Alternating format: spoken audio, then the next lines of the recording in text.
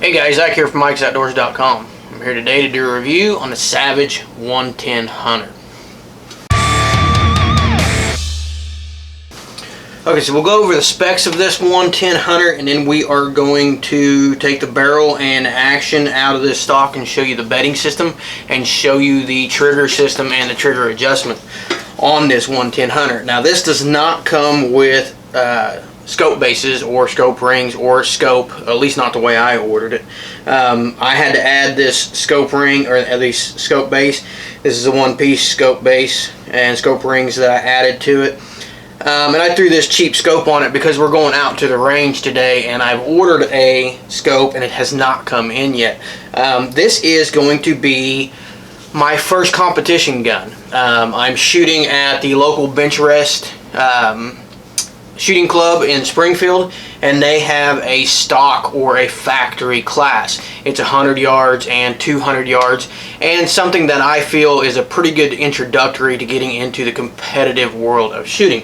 I picked this 110 because in this class you can't do anything to these rifles. They have to be stock, they have to be factory, and I really liked the bedding system and the adjustable trigger on this gun. I liked it overall, and I thought it was a pretty good gun for shooting that factory class. This is in .223, but it is available in a wide variety of calibers, and several of them that are pretty unique caliber. I think it's available in .204 Remington. I may have that one wrong or something like that. It's available in .264 Ackley. There's a couple oddballs in there, as well as your standard 30-06, 308, .223, you know, your 6.5 Creedmoor, stuff like that. So it's available in a wide variety of calibers, and some of them are some of your oddball calibers. So let's go over the features of this gun real quick, and then we'll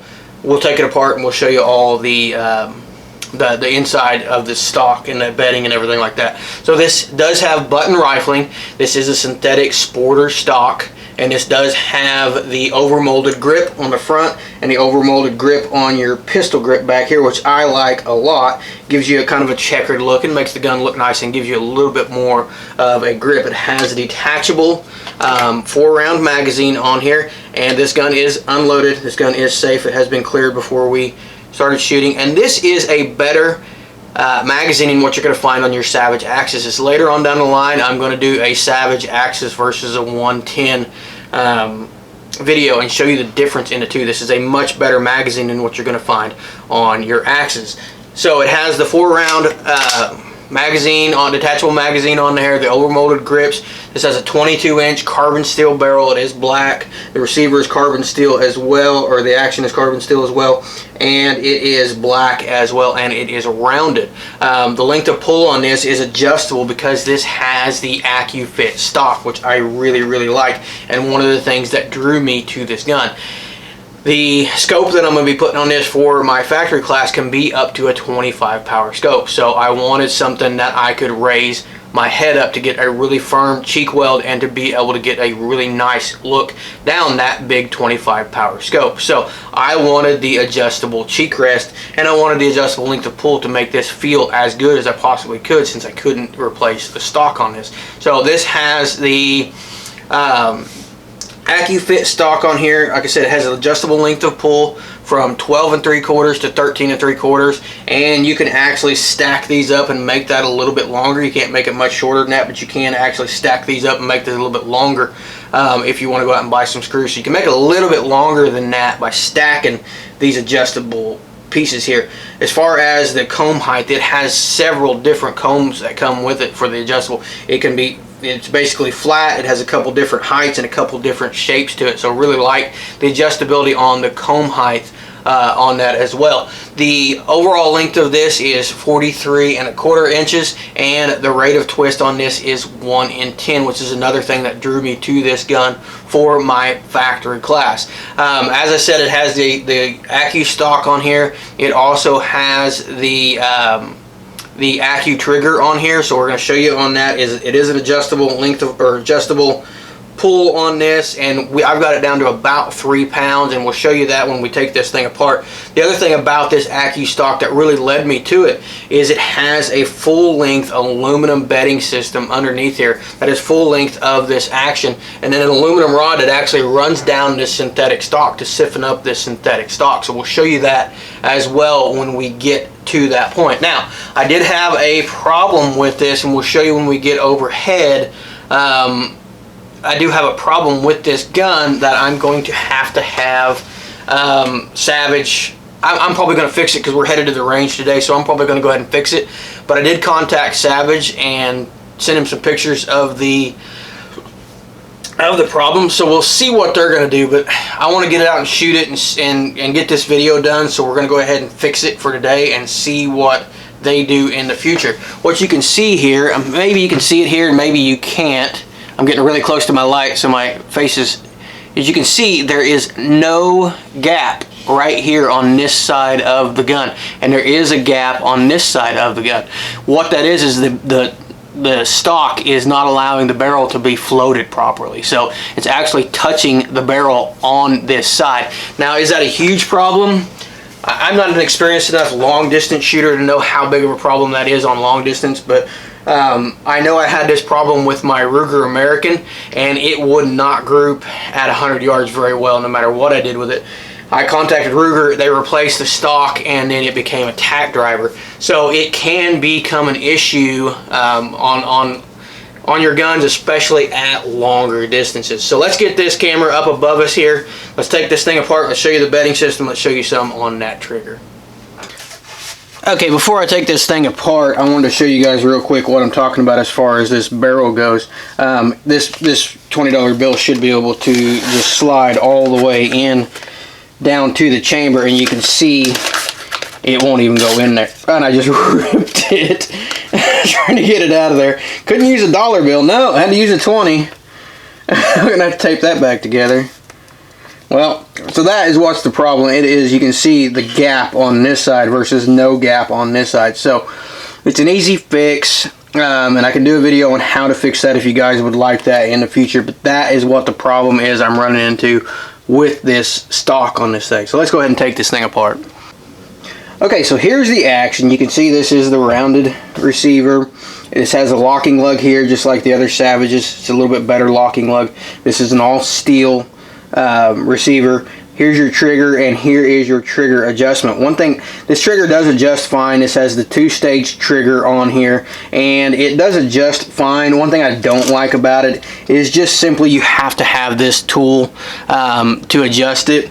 You put this tool in here and you adjust that spring, and I don't like that overall. And this spring, when you're turning it, can kind of bind up, so it's not a real smooth adjustment, and I don't like it because I always lose those tools. So I hate anything that I have to have a specialty tool for. But the action on this, you can see your bolt handle here. The action on this is smooth, it closes nice, and it has a nice crisp trigger pull. So that is that 2-stage trigger. You're going to have the blade in the front, and then your pull begins after you've depressed that blade. So really like the trigger overall. The trigger adjustment kind of leaves some to be desired, but the locking lugs on this are nice. I like the way that it locks in. It has a really nice locking system on the locking lugs on there, and again, the trigger is just a nice crisp trigger pull.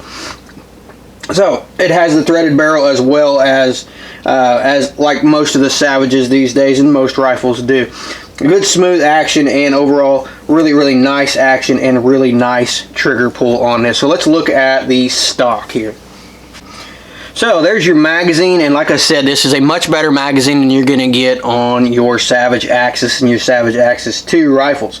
This is a solid, this is a metal bottom on here, aluminum sides on here, and just a much better, heavier, better, well-built magazine on there. The other thing I like about it is has a steel trigger guard on here. It has a steel magazine well and a steel catch on here, aluminum bedding on the inside. All this right here is steel, and I really like that. This button right here is to release your bolt. It's located right down here in the bottom and covers up one of your action screws. Here is your 3-point action system. What it has here is all this aluminum bedding in here, and I really like that. because you don't have to do anything to this. There's no bringing it home and glass bedding it and doing stuff like that. You have all this nice aluminum in here, and what they call their 3-point bedding system is your locking lug is going to fall into this channel right here, and then this part right here is going to is your 2nd point, and then right back here is your 3rd point, and we have aluminum all along the side. So a very, very nice bedding system. And then we have our aluminum rod running up the front to stiffen this overall stiffen this synthetic barrel up and make it much more resilient and much stiffer, and it adds some weight to it too, and I really like that. I really like the weight to it. Overall, I like the look and feel of this stock, and I'm gonna have, like I said, I'm gonna have to do some work on this part to get it to not touch the barrel, but that's pretty easy to do. So next thing we're going to do is we're going to take this thing to the range and see what kind of accuracy we can get out of it at 100 yards. Okay, so I forgot to take the camera to the range with me. My local range is a little bit of a drive, and packing up everything, I forgot my camera. And when I got down there, I didn't have anybody with me, so I didn't have anyone to really record cell phone of me shooting it either. Now this light right here that's shining on my face is a little bit too bright, and it's not going to show these up real well. So I'm going to go ahead and move up here to the bench and just show you guys what kind of groups and what I did when I got to the range. Okay, so here is my first group with this rifle, and what this is my sighting in round, and this is my breaking in the barrel round. And you can see, you know, we started way up here. I was aiming for this X right here. Started way up here and was able to bring it down slowly and get it in within the X. This is my breaking in round. This barrel's brand new, and this is getting that scope sighted in as well. My second round, when I felt that I had the scope sighted in, was pretty good. This is a 6-shot group, including this one up here, and if you exclude that one, this is a .587 inch group, so a little bit above a ½ inch group, which is pretty good. If you do include that one, it's .987, I believe. I can't even read my own handwriting. So with that 6-shot group, it's still below MOA, even including that group, that shot right there. So that was my second group. And then I shot it a little bit more and broke the barrel in a little bit more and worked on getting the scope really where I wanted it again. This is 100 yards. This is my next group, and this is .870. Again, this is a 5-shot group. So got 1, 2, got one right there, 3, 1, 2, 3, 4, 5. So that's my next 5-shot group, and it's .870. But if you take out this one down here, it would be a nice tight, probably ½ inch group, or maybe even a little bit less. So really, really impressed with the shooting, or with the accuracy of this group overall, or of this gun overall. Okay, so that's the Savage 110 Hunter. There's some things about it that I love, and there's some things about it that I don't like. I'm not real impressed with the setup for the AccuTrigger, the way the adjustment is on there. It just tended to kind of bind whenever you tried to turn it. It had that special little tool that I know I'm going to lose. Overall, though, I do like the trigger. The trigger is nice and crisp. I like that 2-stage trigger to it as well. And it does have a nice light trigger pull. I just didn't like the way that it adjusted. The other thing that had issue with it was the stock was touching the barrel. Not a huge issue, but in a $600 gun, it's something that I feel that shouldn't be an issue. I was able to fix it and got good accuracy out of this gun with the simple fix that I made. Wasn't impressed with Savage's customer service. I know that they may be busy right now, but I sent an email to them a week ago and haven't heard anything back other than the automated response. So overall, it's not that big of a deal. The gun still shoots great and still shoots very accurate groups because I was able to fix it. But something that shouldn't happen, and something that Savage's customer service has really dropped the ball on, at least returning an email. So I do like the stock overall. I like the grip up here in the front. I like the grip, the checkering right here on your pistol grip. I really like the AccuStock, the adjustable length of pull, and the adjustable comb height. You can see on here, I've got a cheap sight on here. This is a center point scope. I'm just trying to put together a reasonably priced gun to go and do some competition shooting, and I'm trying to put together one for myself and for my son. So I've got to skimp in some areas, and the center point scope is going to do well enough for until I can get the money put together to buy something good. But with this center point scope, you can see it's got the 50mm objective on there. I like having the adjustable comb height on here so I can get up and see out of that thing really nice. The action is really smooth. Had no problems with feeding, had no problems with my hand loads, you know, any issues with anything like that.